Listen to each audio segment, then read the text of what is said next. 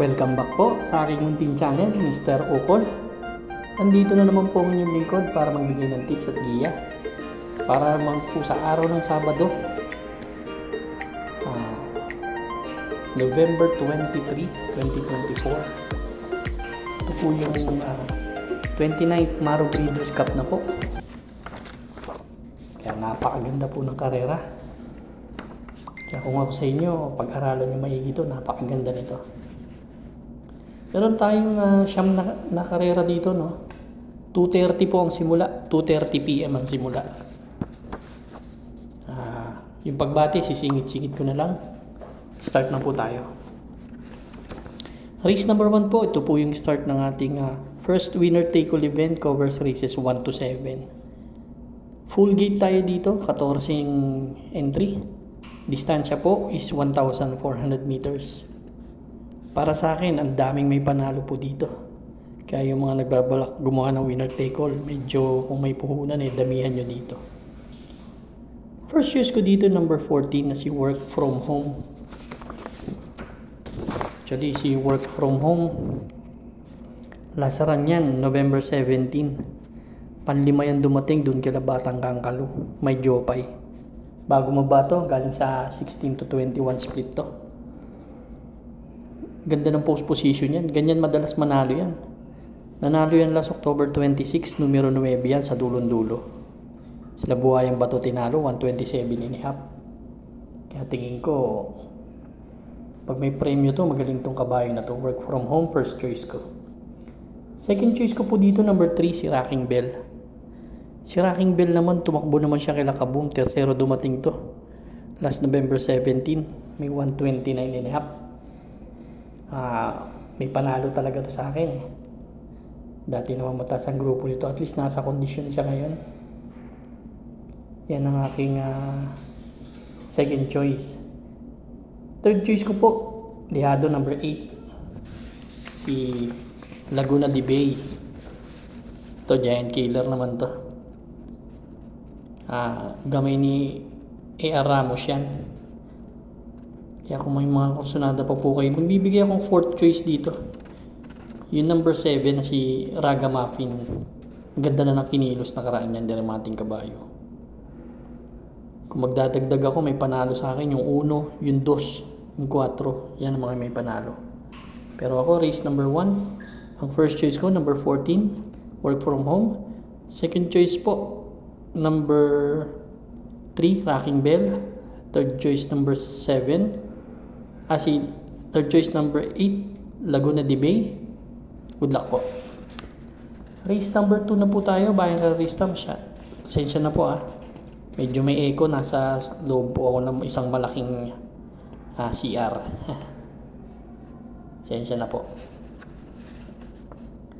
Dito sa race number 2, meron tayong 8 kalahok. Distansya po, 1,400 meters ulit. Ito naman po yung Manila Horsepower Incorporated Trophy Race. Sponsored to. Dito sa karera na to, meron akong gustong-gusto. Yung number 7 na si Happy Julian. Actually, si Happy Julian, ang huling takbo ni Happy Julian last November 15 lang. Pang-apat to dumating dun kila Avalon Bandit. 2 beses pumang-apat yan Last November 6, doon naman kila Laguna de Bay, kila Pay the Lady. 1.16 naman ang tinala. Dito para sa akin, siyang mauuna. Yun ang basa ko po Hindi ko alam sa inyo, pero yun ang basa ko. At magaling po sa akin yan kapag 1,400 meters ang karera kasi hindi siya naaagad. Kumbaga nakakapagpahinga sa harap. Kaya para sa akin po, susuluhin ko muna number 7. Happy Julian, pero kung may mga kursunada kayo, feel free to add. Magdagdag na lang. Pero ako, susuluhin ko po number 7, Happy Julian. Good luck po. Race number 3 na po tayo, Bayan Karista. Napakaganda ng karera kasi. Ito naman po yung start ng ating second winner take all event. Pick 6 pala yung race to Second winner take all event covers races 3 to 9. Dito meron tayong 10 kalahok but 18 betting options lang. Dito naman, ilan ba to? Siyam lang pala. Pero 7 in betting options. Ang first choice ko po dito yung number 6 na si Sky Story. Actually si Sky Story sumasali si stakes race yan. Huling takbo niyan doon kay Batang Manda Secretary. 140 and a half po ang tinala niya sa milya. From JM Storge to tumakbo yan PCS anniversary yata. Sarati na. Kaya gamay ni Sarati yan. Kaya yan ang first choice ko, bagong baba pa yan. Taas na nilabanan nakaraan yan. Second choice ko po dito yung entry number 9 na si Sandigan. Ito although umakyat to pero galing sa panalo to last October 13. Ganda ng huling panalo nito. Tinalo nito si Anyo 96 1.28.8 ang 1.25.8. Same rider ang sasakay. Ito malaking kabayo, nasa punto. Kaya malaki ang panalo sa akin. Third choice ko yung number 1. Winner Parade last November 6. Segundo to dumating kay Queen of the Nile. From Eminem Gonzalez to Amy Alvarez na. Yan po ang aking third choice. Race number 3 yung first choice ko. Entry number 6 Sky Story. Second choice number 9 Sandigan. Third choice number 1 Winner Parade. Good luck po. Race number 4 na po tayo. Bayang Karista. Pick 6 event covers races 4 to 9. Pick 5 pala. Sorry, pick 5 yung race 2. Ito pala yung pick 6 natin. Meron tayong 7 kalahok. Distansya po is 1,400 meters.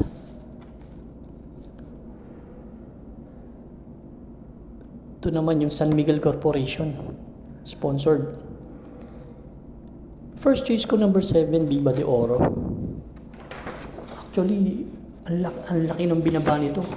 Itong grupong to tumatakbo lang sa 11 to 15 split pero siya galing siya sa 22 to 27. Huling takbo nito ni Viva de Oro doon kila Charm Campaign Inclusion. Tumimbang to ng pampito 128.6 sa 22 to 27 pero last November 3 tercero dumating yan doon kila Save My Savings. Same rider ang sasakay 1.29. Taas ng grupo kasi. Itong kabayo na to kapag nakalabas to ng kasi may konting problema lang to sa aparato. Medyo slow starter siya pero kung makasabay to tingin ko lamang to dito. Ganda ng post position, hindi maiinip. Magbibigyan ko sa second choice po, Dihado. Kung sakasakaling magkaroon ng aberya si Viva de Oro. Doon ako kay Stand in Faith as my second choice. Ito naman last November 10. Segundo dumating to kay Modern Verde 128.6 same rider. Para sa akin kasi ganda ng post position. Diyan magaling yan kapag nasa tabing balya. Kaya race number 4 ang first choice, number 7 Viva de Oro. Second choice number 2 Stand in Faith. Good luck po. Race number 5 na po tayo. Bayang Karista. Second pick 5 event covers races 5 to 9. Meron tayo ditong 11 entries but 10 in betting options lang. Ito napakagandang karera at anybody's race na naman. Ang ganda ng mga hinandang karera ng Maro. Ang first choice ko po dito yung number 4 na si Winning Shot. Si Winning Shot po last run November 6 lang. Segundo to kay Primero Soldado. Actually kapraso lang yun 1.15 po ang tinala niyan sa 1,200 meters. May 1.14.8 nga yan sa 1.2 So tingin ko kung sa grupong tinatakbuhan lamang to. Second choice ko po yung 2 and 2A Guest of Honor Magical Sap. Si Guest of Honor tingin ko siya ang mauuna at baka hindi malutya. Yun ang basa ko. At mayroon pang kakamping isang diremating magaling din Magical Sap. Bibigay akong third choice, number 5, si Baywatch. Ito, pag magaling ang kalaban, magaling din to. Lagi kong tinatamaan to sa forecast Kaya race number 5, ang first choice ko. Entry number 4, Winning Shot. Second choice, 2 and 2A, Guest of Honor, Magical Sap. Third choice, number 5, Baywatch. Good luck po. Race number 6 na po tayo. Bayang karista, pick 4 event. Covers races 6 to 9. Meron tayong siyam na kalahok but 18 betting options lang. 1,400 meters yung distansya. Dito ang first choice ko po, yung entry number 3 na si Princess Serena. Si Princess Serena, huling takbo nito, November 15. Tinalo nito si Quincy, 116.8. Pero merong 1.29 media yan, last October 12.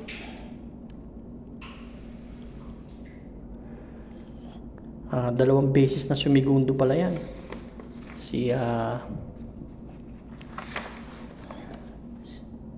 Hindi, si Princess Serena pala.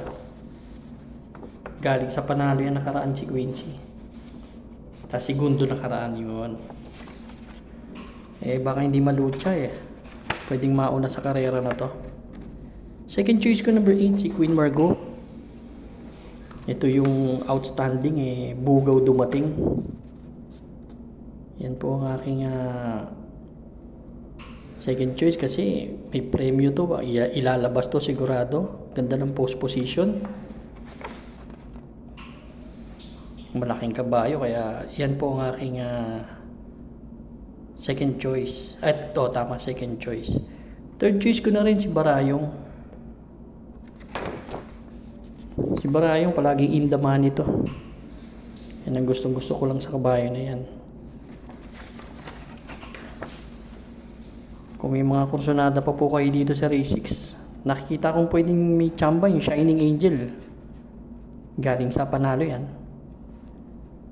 Kaya race number 6 ang first choice ko. Entry number 3, Princess Serena. Second choice number 8, Queen Margot. Third choice number 2, Barayong. Good luck po. Race number 7 na po tayo. Last extra double and last daily double plus 1 po.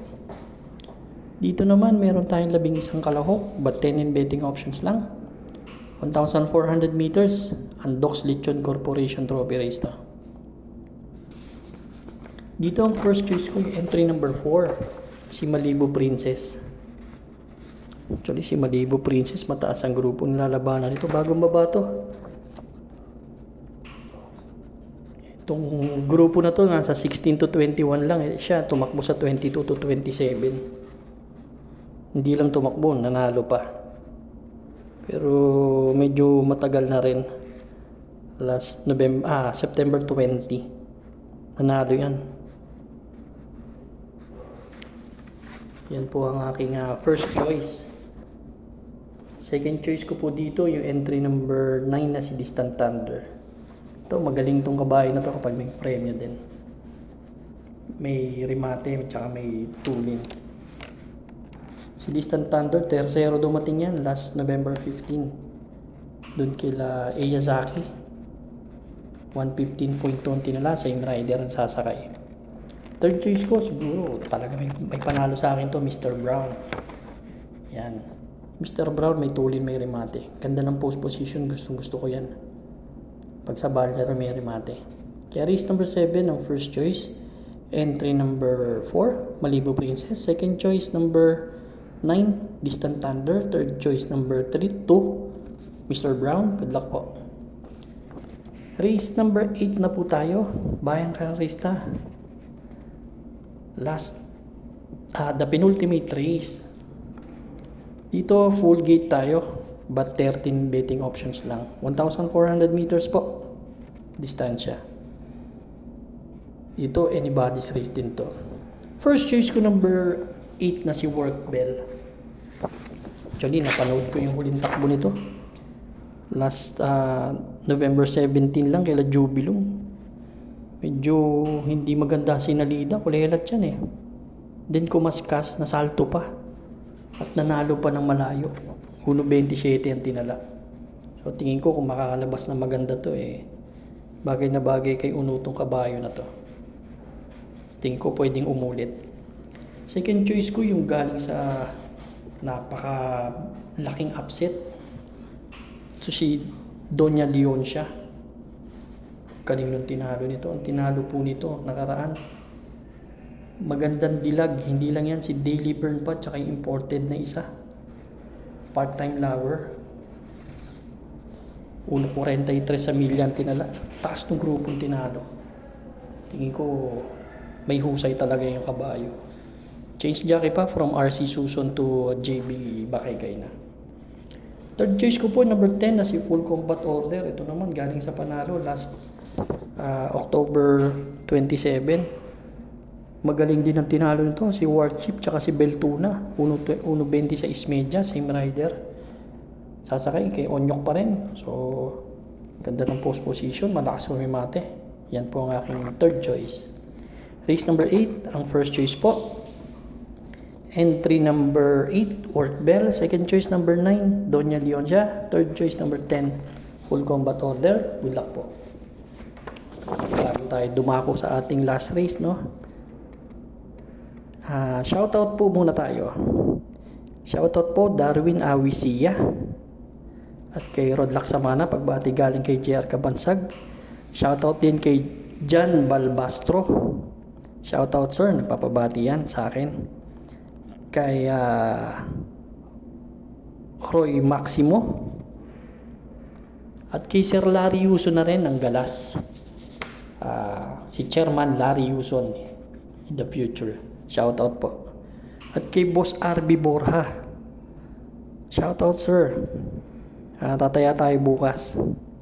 At kay Glenn Mark De Villa, kay Emilio The Vocal. Good luck po sa inyong lahat. Pero may last race pa tayo. Race number 9, last and final race for Saturday Racing Maro Breeders Cup, first day ng Maro Breeders. Dito naman, no, mayroon tayong 11 kalahok, distansya po 1,400 meters. Paratingan ang ating mga exotics. Winner take all, pick 6, pick 5, pick 4. Ang first choice ko po dito, entry number 5 na si Mount Ragang. Actually, si Mount Ragang, tagal hindi tumakbo nito. Ang huling takbo ni Mount Ragang, last year pa. Last October 22 pa. So, isang taon na mahigit. Pero, ang ganda kasi ng mga tinatrangko nito. Nagtrangko yan ng last March eh. Nagtala ng 1.16 media. Then, nagtrangko ulit ng October 9. 1.16 media uli. So, sa grupong to, may champa na siya dito. Second choice ko yung makakasunod sa kanya, si Winsome Maxine, na isang may tulin din kung sakasakaling magkaroon siya ng aberya or tumukod. Pang-alalay ko si Winsome Maxine. May 1.30 rin yan sa 1,400 meters. Kaya tibibiro rin yan. Yan po ang aking second choice. Third choice ko, isang malakas na umimate. Number 1, Rahabago. Sakay ni RC Baldonido. Kaya race number 9 po ang first choice. Entry number 5, Mount Ragang. Second choice number 4, Winsome Maxine. Third choice number 1, Rahabago. Good luck po ba kayo, Rista? Maraming salamat po sa inyong walang sawang pagtangkilik sa aking munting channel. Good luck po and stay safe.